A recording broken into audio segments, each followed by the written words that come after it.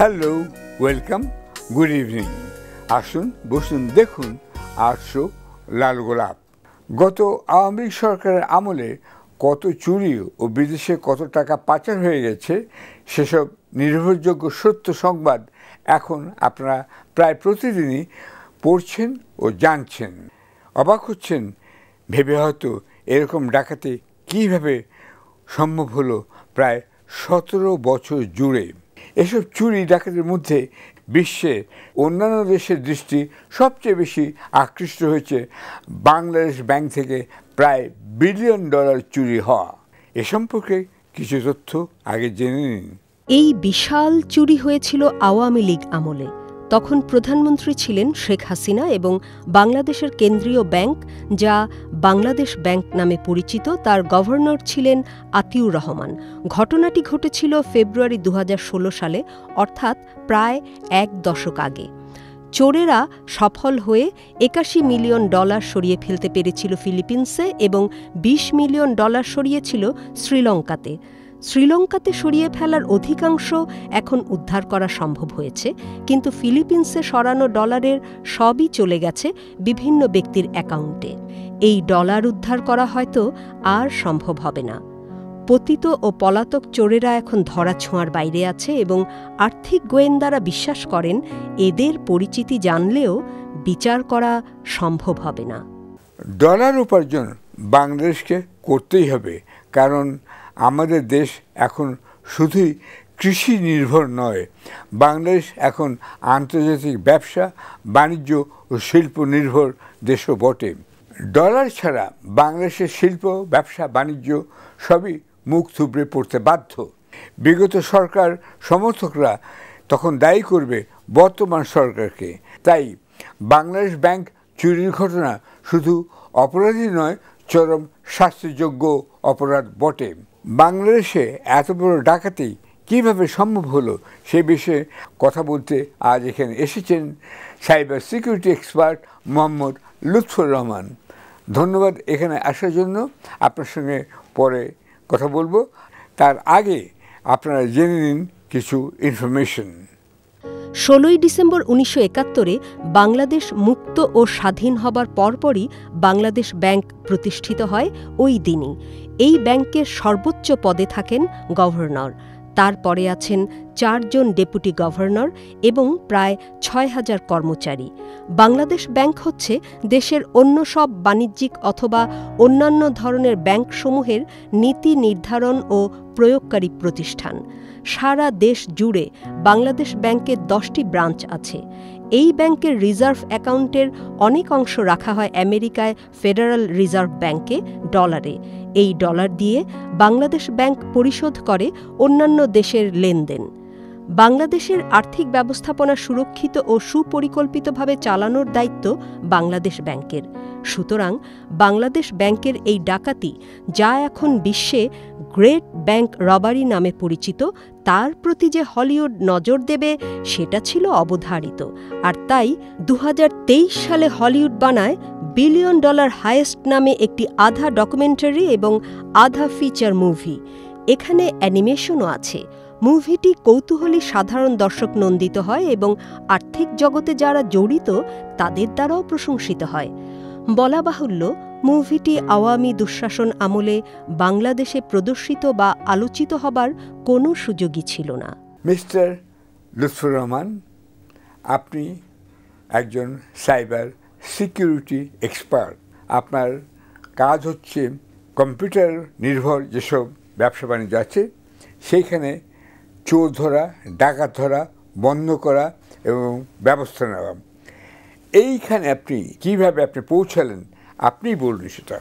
আমি দুটো গ্রামীণ ফোন এবং এয়ারটেল বাংলাদেশ দুটো কোম্পানিতে আমি 14 বছর, 9 বছর এবং 5 বছর আইটি ডিভিশনে কাজ করেছি হেড হিসাবে। এবং এখানে এর আগে আমি একটা ব্যাংকেও কাজ করেছি, আমেরিকান এক্সিস ব্যাংকে ছিলাম। তো এই দুটো ইন্ডাস্ট্রিতে কাজ করার পরিপ্রেক্ষিতে যে ওয়াইডার এক্সপিরিয়েন্সটা হয়েছে সেই আলোকে আমি কিছু কথা বলবো আজকে। এবং স্পেশালি যদি আমি ফোকাস করি টেলিকম ইন্ডাস্ট্রি, যেখানে খুব ফোকাসড থাকে সাইবার সিকিউরিটি, ব্যাংকেও ডেফিনেটলি, বাট ব্যাংক আমাদের দেশে এসেছে পরবর্তীতে। ইনিশিয়ালি শুরু হয়েছে সাইবার সিকিউরিটি প্র্যাকটিস টেলিকম ইন্ডাস্ট্রিতে। এখন বলুন, বাংলাদেশ ব্যাংকে যে বিশাল ডাকাতি হলো, যেটা বিশ্ববাসীর দৃষ্টি আকর্ষণ করেছিল এবং এখনও করছে, সেটা আপনি কখন জানলেন, কিভাবে জানলেন, তারপর কি করলেন? আমরা জেনেছি স্যার এটা পত্রিকার মাধ্যমে। তা আমরা সবচেয়ে আমি ব্যক্তিগতভাবে খুব শকড হয়েছিলাম জানার পরে যে আমরা জানি যে সাইবার সিকিউরিটি একটা বড় পার্ট হচ্ছে ইনসিডেন্ট রিপোর্টিং আর ইনসিডেন্ট রিপোর্টিং প্ল্যান। তার আগে একটা কথা, সাইবার মানে থেকে দর্শকদের বুঝিয়ে বলুন। সাইবার তো স্পেস, আমাদের বলি সাইবার স্পেসে। এখন এটা সাইবার সিকিউরিটি বলা হচ্ছে যে যে সমস্ত ক্রিমিনাল অ্যাক্টিভিটিস ঘটছে কম্পিউটার এবং ইন্টারনেটের টেকনোলজি ব্যবহার করে, সেটাকেই সাইবার ক্রাইম বলে, এবং সেটাকে প্রোটেকশন দেওয়ার জন্য যে সিকিউরিটি মেজার নেওয়া হয় সেটাকে বলা হয় সাইবার সিকিউরিটি। অর্থাৎ কম্পিউটার শুধু শিক্ষা, আনন্দ এগুলোর জন্য নয়, এখন চুরির কাজেও ব্যবহৃত হচ্ছে। তাই দুষ্ট লোকেরা দুষ্ট কাজ করবে, এটা তাদের কাজ, এবং সেটাকে প্রোটেকশন দেওয়াই কিন্তু আমাদের যারা আমরা সাইবার সিকিউরিটি এক্সপার্ট তাদের কাজ। এখন বলুন, বাংলাদেশ ব্যাংকের মতো সুরক্ষিত জায়গায় কি করে চোররা ঢুকতে পারলো, সে বিষয়ে আপনার কি মতামত? তো এখানে তো চোররা ফিজিক্যালি ঢোকে না, যেটা আপনি বলছেন যে রিমোটলি কাজ করি আমরা, যার যখন আমরা ব্যাংকিং করে থাকি। চুরিটা হয়েছিল, ঢাকার চুরি হয়েছিল নিউ ইয়র্ক থেকে বা অন্য কোনো দেশ থেকে। বাংলাদেশের ভিতরে আমরা বিশ্বাস করি যে বাংলাদেশের ভিতরে অফিসে বসে না, এটা ইন্টারন্যাশনালি একটা কোলাবোরেটর ছিল, তাদের সাথে আমরা জানি না যে ব্যাংকের ভিতরে কেউ ছিল কিনা, যেটা আমাদের জানা নাই। বাট এটা আমরা যেটা আমি প্রথম বলতে চেয়েছি, এটা তো আমরা আজ পর্যন্ত রিপোর্টটা পাইনি, এই রিপোর্ট পাবলিশড হয়নি, যদিও ইমিডিয়েটলি একটা কমিটি করা হয়েছিল এটাকে তদন্ত করে প্রকাশ করার জন্য, বাট আজ পর্যন্ত কিন্তু এটা প্রকাশ পাই নাই। তা আমার জন্য আমি ব্যক্তিগতভাবে যে আমরা আইটি প্রফেশনাল বা সিকিউরিটি প্রফেশনাল হিসাবে যেটা মনে করি আমাদের সবচেয়ে বড় লস এখানে হয়েছে, এই ইনসিডেন্টের রুট কজটা আমরা জানি না, এবং এখানে আমাদের একটা মানে খুব বড় লার্নিংয়ের অপরচুনিটি আমরা মিস করেছি। যদি আমরা এটা ডিটেল জানতে পারি বা এখনও জানতে পারি, আমাদের যারা অন্যান্য ব্যাংকে যারা জব করছেন তারা এখান থেকে বড় একটা শিক্ষা নিতে পারেন, যাতে করে সিমিলার ইনসিডেন্ট আর না ঘটে। যখন এই প্রথম উদ্ঘাটিত হলো যে বাংলাদেশ ব্যাংক থেকে বিশ্বের এত বড় ডাকাতি বা চুরি যাই বলুন না কেন হয়েছে, তারপরেও কিন্তু ব্যাংকই গোপন রেখেছিল। গভর্নর আতিউর রহমান, আমি নিজে কাগজে পড়েছি তখন, যে 1 মাস এই তথ্য প্রায় গোপন রেখেছিলেন। অর্থাৎ তিনি হয় প্রধানমন্ত্রীকে বলেছিলেন অথবা বলেননি। প্রধানমন্ত্রী কবে জানতে পেরেছেন সেটাও কিন্তু আমরা জানি না। এ বিষয়ে আপনি কি বলবেন? আমরা শুধু পেপারে শুনেছি যে উনি 1 মাস পরে এটা উদ্ঘাটিত হয়েছে এবং 1 মাস পরে প্রধানমন্ত্রী জেনেছেন, এটা আমাদের পত্রিকায় দেখা। অর্থমন্ত্রী এবং প্রধানমন্ত্রী ওনারা কেউ আগে জানতেন না, 1 মাস পরে জেনেছেন। সেই সবচেয়ে বড় ফেইলিওর। এই যে সিকিউরিটি ইনসিডেন্ট প্ল্যানের অ্যাক্টিভেশন হওয়া উচিত ছিল, আমি বিশ্বাস করতে চাই যে ওখানে ইনসিডেন্ট রিপোর্টিং প্ল্যান আছে, বাট সেটাকে অ্যাক্টিভেট করা হয়েছিল কিনা। যদি হইতো তাহলে কিন্তু সঙ্গে সঙ্গে অর্থমন্ত্রী এবং প্রধানমন্ত্রী জানার কথা ছিল, এবং যদি সেটা ইমিডিয়েটলি ওনারা অ্যাকশনে যেতেন তাহলে হয়তো এত টাকা যে আমাদের এখনো উদ্ধার করতে পারেনি, এটা একটা সিংহভাগ পাওয়া যেত। যেটা আমরা শ্রীলঙ্কার কাছ থেকে যে ঘটনা ঘটেছে, যে শ্রীলঙ্কার পোর্শনটা আমরা ব্যাক করতে পেরেছি, বাট বাকিগুলো করতে পারিনি এখনো। বাট ওই সময় যদি ইমিডিয়েটলি অ্যাকশন নেওয়া হতো, উনি যদি ডিসক্লোজ করতেন এবং এক্সপার্ট পিপুলকে লাগাতেন, তাহলে হয়তো কিছু টাকা আমরা উদ্ধার করতে পারতাম। এটাই বড় আনফর্চুনেট যে 1 মাস পরে আমরা জানি যে এই ঘটনা ঘটেছে। তাহলে কি আপনি বলবেন এখন যেসব ব্যাংকে, প্রায় সব ব্যাংকে কম্পিউটার ব্যবহার করা হচ্ছে, বাংলাদেশ ব্যাংক তো বটেই, তাহলে তাদের যে অতি সত্বর সব ব্যবস্থা না যেতে পারে সেরকম ব্যবস্থা কি সেখানে করা হয়েছে? আমরা খুব ভালো সূচনা দেখতে পাচ্ছি। সবগুলো ব্যাংকে আগের চাইতে সচেতন হওয়ার চেষ্টা করছে, এবং প্রত্যেকটা ব্যাংকে কিন্তু এখন ছোট পরিসরে হলেও একটা করে সাইবার সিকিউরিটি উইং হয়েছে। হয়তো এই রিসোর্সগুলো আরও বাড়াতে হবে, হয়তো তাদের আরও স্কিল ডেভেলপ করতে হবে, এটা কন্টিনিউয়াস প্রসেস, এবং তাদেরকে আরও ইনভেস্টমেন্ট দিতে হবে যাতে তারা অ্যাডিকুয়েট টুলস তারা বসাতে পারে। এই জায়গায় তারা পিছনে আসে। সব জায়গায় টুলসগুলো এখনও যেগুলো মানে স্ট্যান্ডার্ড টুলস বসানো উচিত, সেগুলো আমরা দেখতে পাচ্ছি কোনো কোনো ব্যাংকে 2 বছর ধরে টেন্ডার করছে, বাট এখনও তারা সিদ্ধান্ত নিচ্ছে না বা নিতে পারছে না, অথবা তারা ফান্ডিং পাচ্ছে না। এই জায়গাটা আমার কাছে খুব আশ্চর্যজনক লাগে যে একটা ব্যাংক 200-300 কোটি টাকা বছরে প্রফিট করছে, অথচ 10 কোটি টাকা দিয়ে একটা সিকিউরিটি সলিউশন বসালে বা 20 কোটি টাকা লাগবে টোটাল, তাহলে ব্যাংকটা সিকিউর হচ্ছে। এই ধরনের ইনিশিয়েটিভটা খুবই স্লো গতিতে আগাচ্ছে।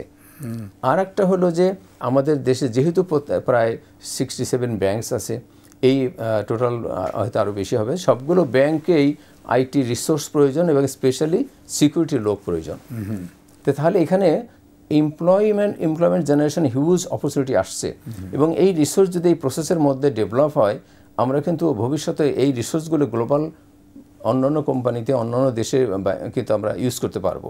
তো একটা হলো যে আমরা আমাদের নিজের ঘরকে আগে শক্ত করতে পারবো, সেই অপরচুনিটি আমাদের আছে, প্লাস আমরা এই রিসোর্স দিয়ে কিন্তু রেভিনিউ অর্থাৎ ফরেন কারেন্সি আমরা আর্ন করতে পারবো। আপনার সঙ্গে আমরা পরে আরও কথা বলবো। তার আগে আপনারা জেনে নিন বিশ্বের বিভিন্ন দেশে বিভিন্ন দিনে ব্যাংক বন্ধ থাকে।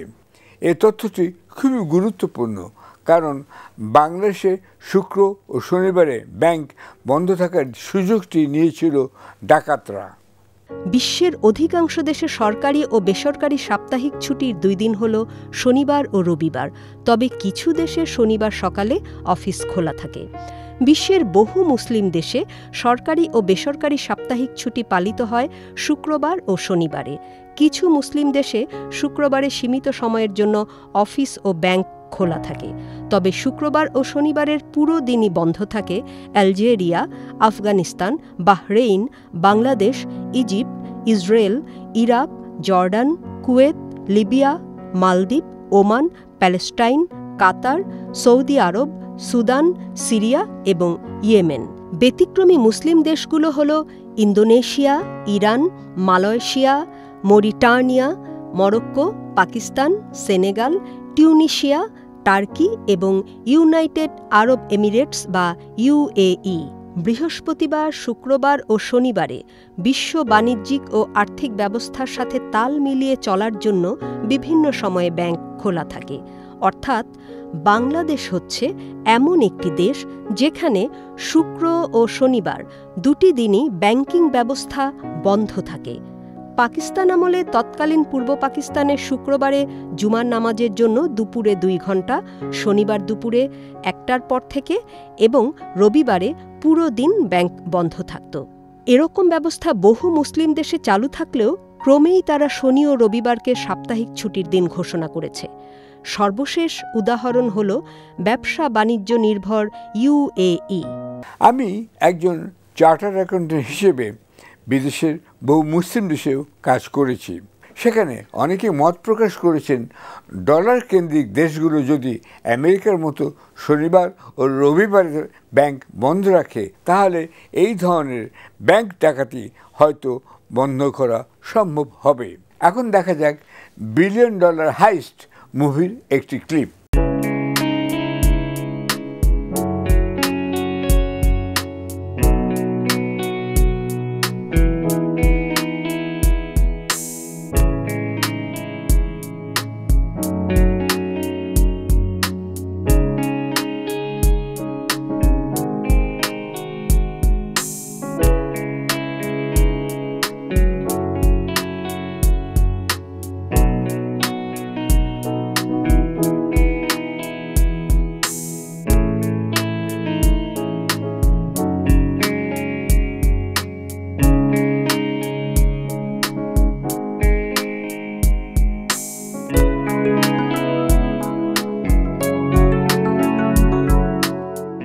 আশা করি বুঝতেই পারছেন কোন দেশে ব্যাংক কবে বন্ধ থাকবে সেই নিয়মটি কত গুরুত্বপূর্ণ।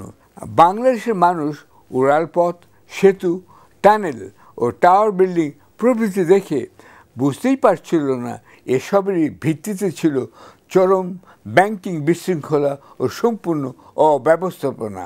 দেখুন আরেকটি ক্লিপ।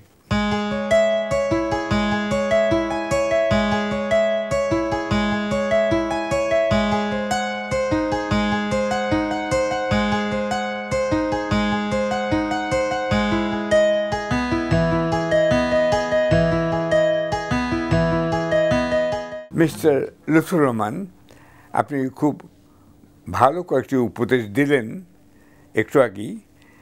একটি উপদেশ আপনি দেননি, সেটি হচ্ছে ইংরেজি ভাষা চর্চা আরও বাড়ানোর জন্য ব্যবসা বাণিজ্য, বিশেষত ব্যাংকিং খাতে। ব্যাংক শব্দটারই কিন্তু বাংলা নেই, এটা মনে রাখতে হবে।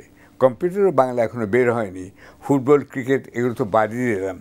আপনি ফাইন্যান্স বলছেন, ফাইন্যান্স মিনিস্টার বলছেন, গভর্নর বলছেন, সর্বত্র ইংরেজি বলছেন, কিন্তু লিখতে গেলে ভুল হয়ে যাচ্ছে। ওই ভুলের জন্যই কিন্তু ধরা পড়েছিল ওই চোররা।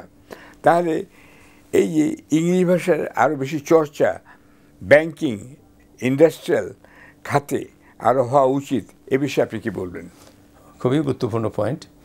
যেহেতু এখন আমরা গ্লোবাল ওয়ার্ল্ডে গ্লোবালাইজ হয়েছে পুরো বিজনেস খাতটা, এখানে আমরা ইংলিশে চর্চা করি, ইংলিশে করেসপন্ডেন্স করি, আর এই সাইবার সিকিউরিটির যে থ্রেটটা সেটা কিন্তু গ্লোবালি সবচেয়ে বেশি আসে বাংলাদেশে, এবং গ্লোবালি তাই হচ্ছে। তাহলে সেই ক্ষেত্রে আমাকে কিন্তু সাইবার থ্রেট যারা দিচ্ছে বা যারা ক্রিমিনালস, তারা যে কমিউনিকেশনগুলো পাঠায় আমাদের কাছে, আমাদেরকে আকৃষ্ট করে তার রেসপন্স করতে, তার মেসেজে দেখতে, তো সেটা আমি যদি ইংলিশে একটু ভালো থাকি, ভালো জানি, গ্রামার জানি, সেন্টেন্স কনস্ট্রাকশন ভালো করে বুঝি, তাহলে কিন্তু ওর চিঠি দেখে আমি বুঝতে পারবো it is not a authentic letter.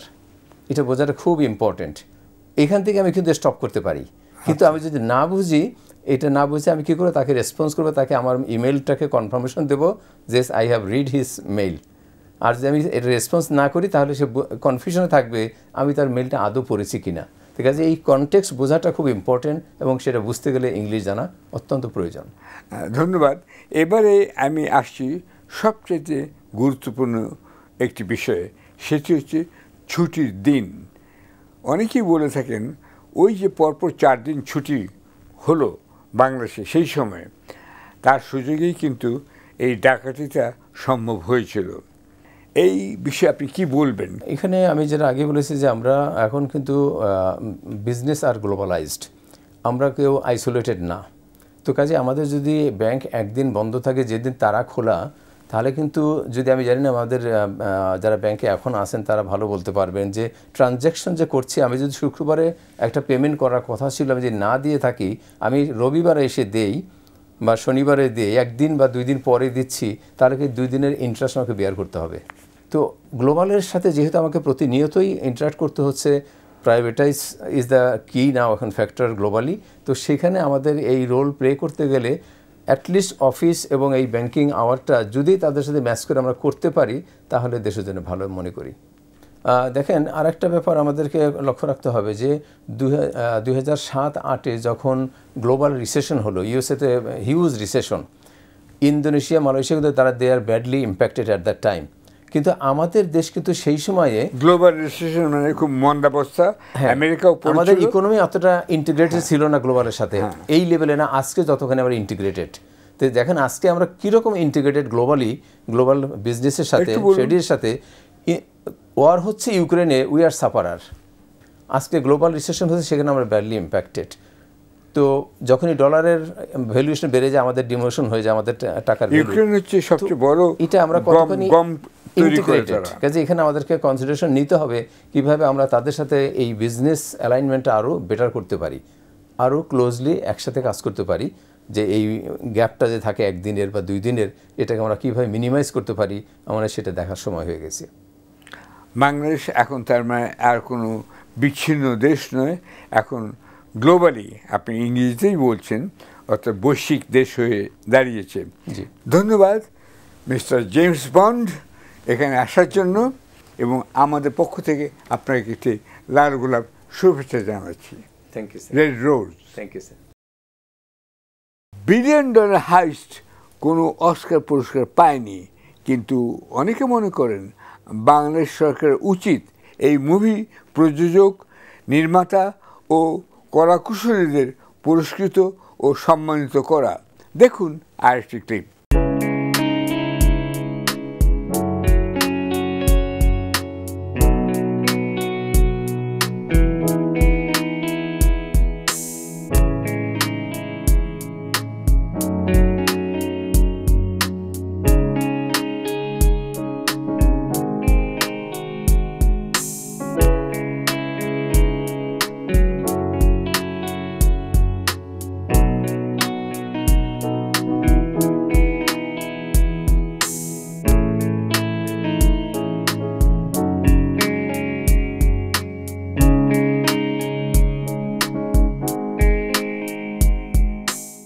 এখন সারা বিশ্বে ব্যাংকিং খাতে আরও নজরদারি ও নিরাপত্তা জোরদার হয়েছে।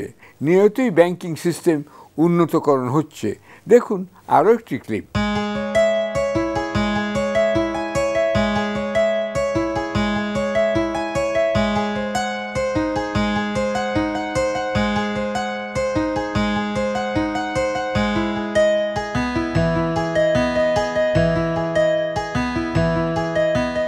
সবাই জানেন অন্তর্বর্তী সরকার প্রধান ডক্টর মোহাম্মদ ইউনূস একজন সফল ব্যাংকার। তাই সবাই আশা করবেন তিনি এই চুরি হয়ে যাওয়া টাকাগুলো দ্রুত দেশে ফিরিয়ে আনার ব্যবস্থা এখনই নেবেন। Thank you and good night.